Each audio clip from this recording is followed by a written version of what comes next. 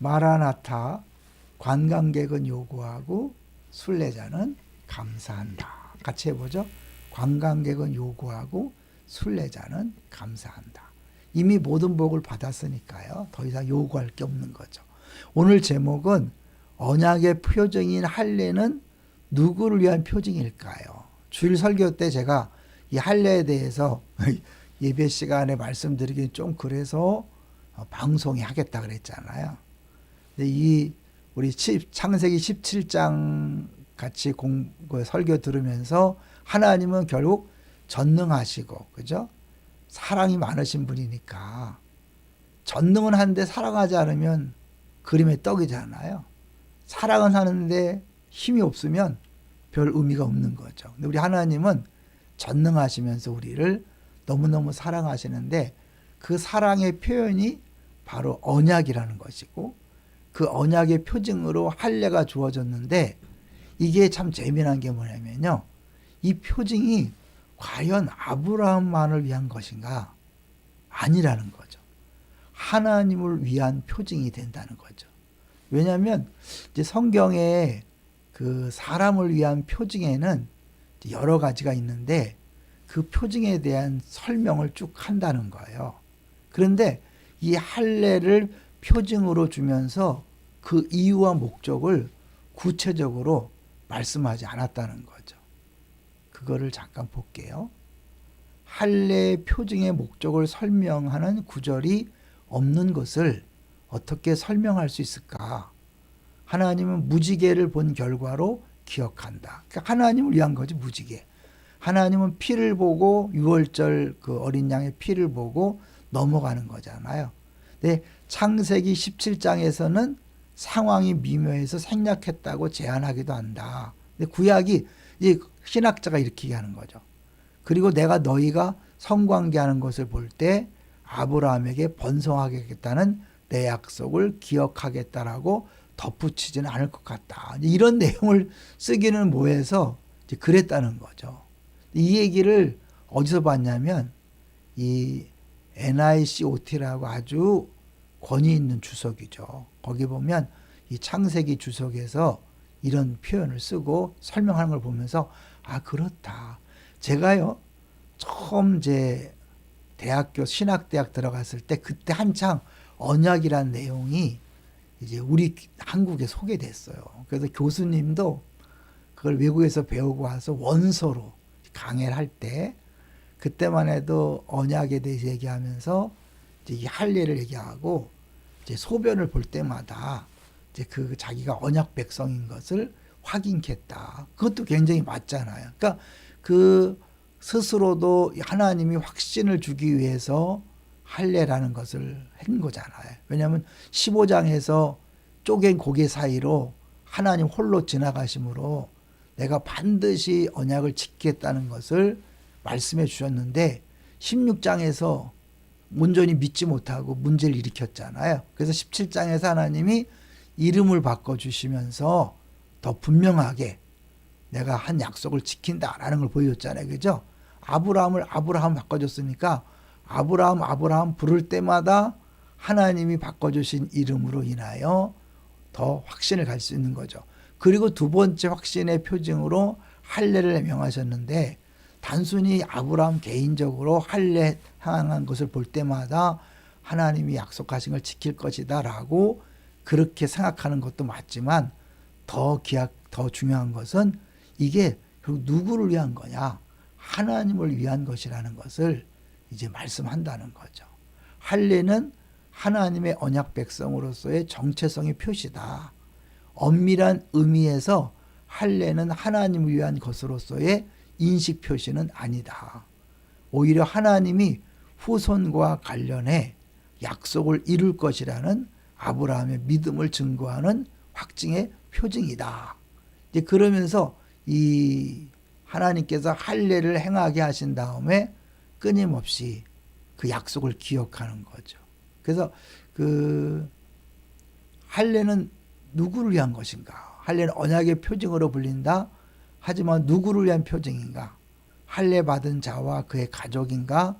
하나님인가? 아니면 그 외부 사람인가?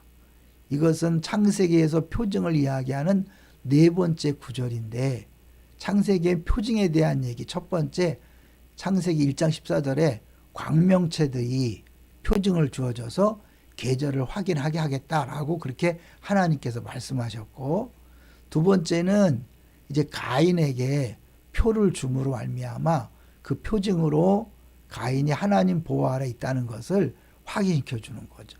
근데 세 번째 표징이 나타난 게 뭐냐면 무지개인데 이 무지개는 누구로 하여금 기억하게 하는 것인가?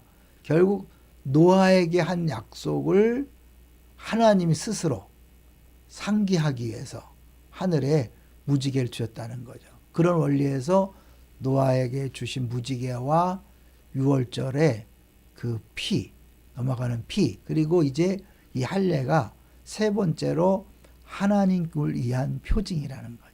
하나님이 그 할례 행한 그것을 볼 때마다 번성하겠다라는 것들을 기억하시고 귀소시켜서 같이 잘 때마다 하나님이 잉태케 하는 거죠. 그렇지 않나요? 사실은 자녀를 주는 건 하나님께서 하시는 일인데 그 할례 받은 성기를 볼 때마다 하나님이 언약을 기억하고 그냥 애를 낳게 하는 것. 그래서 저는 그 이스라엘 백성들이 애굽 땅에 가서 이제 그 400년 동안 있으면서 200만이 되잖아요. 그 짧은 기간에 200만이 된다는 것은 굉장히 불가능한 일이잖아요. 근데 보면 하나님이 그냥 할머니도 애 낳고 엄마도 애 낳고 딸도 낳고 그냥 다 낳는 그냥 온 집안이 다 할머니, 엄마, 딸까지 낳으면서 그냥 그 애를 계속해서 출산했기 때문에 짧은 기간에 200만이 된 거잖아요. 우리 전사님이 이제 어떤 책을 보고 그렇게 얘기하더라고요. 그 애굽은 그 인큐베이터다. 하나님의 백성들 200만의 인구를 만들기 위한 인큐베이터라고 표현했는데 맞는 것 같아요. 그러니까 하나님이 그 약속을 기억하시고 이스라엘 백성들에게 막 엄청난 생산력을 준 거죠. 이게 결국 누가 하는 일이죠? 하나님이 하시는 일이죠. 그러니까 이게 번성이다. 애를 많이 낳는다. 그러기 위해서 특별히 많은 것 중에 할례를 택했다는 게 중요해요. 그럼 할례는 이스라엘만 있는 것인가? 아니었어요. 그래서 비이스라엘인과 이스라엘인을 구분하는 그런 표시는 아니었어요. 왜냐하면 이미 많은 비이스라엘인들도 똑같은 의식을 행했기 때문에 꼭 이스라엘 사람만을 위한 게 아니거든요. 그런데 이것을 하나님께서 당시에 많은 사람들도 했지만 특별히 아브라함에게 할례를 행하라고 하면서 내가 이제 영원토록 잊지 않고 그 언약을 지키겠다고 그렇게 한 거죠. 그래서 이제 이게 죄송하지만 이제 좀 이 설교 시간을 하기는 어렵잖아요. 9장의 무지개와 마찬가지로 할례는 하나님에게 표징이 될 수 있다. 하나님은 성관계 전 또는 성관계 동안 할례 받은 성기를 볼 것이다. 그리고 하나님은 아브라함과 모든 아브라함 자손들에게 주신 번성하게 할 약속을 기억할 것이다. 조금 민망할 수 있지만 굉장히 그 의미가 있는 거죠. 그죠? 네? 그래서 이제 이걸 하고 정리해 보려고 그래요. 할례 받은 자에게 표징 역할을 한다는 할례 개념이 아니라 하나님에게 표징 역할을 하는 할례 개념을 선호한다는 한 원인은 표징에 대한 설명이 없다는 점 때문이다.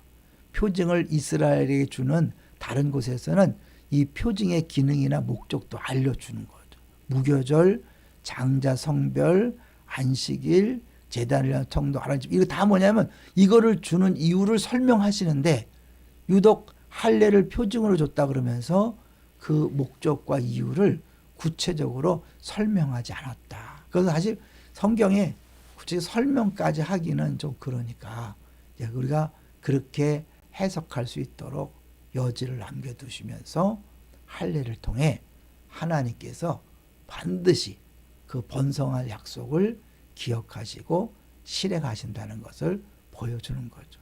제가 이 얘기를 설교 시간 하긴 좀 그렇죠. 그런데 이게 제 얘기가 아니라 이 주석적에 있는 아주 권위 있는 이야기이기 때문에 저도 이걸 읽으면서 그렇다. 정말 하나님 참 놀랍다라는 생각을 했습니다. 감사합니다. 할렐루야.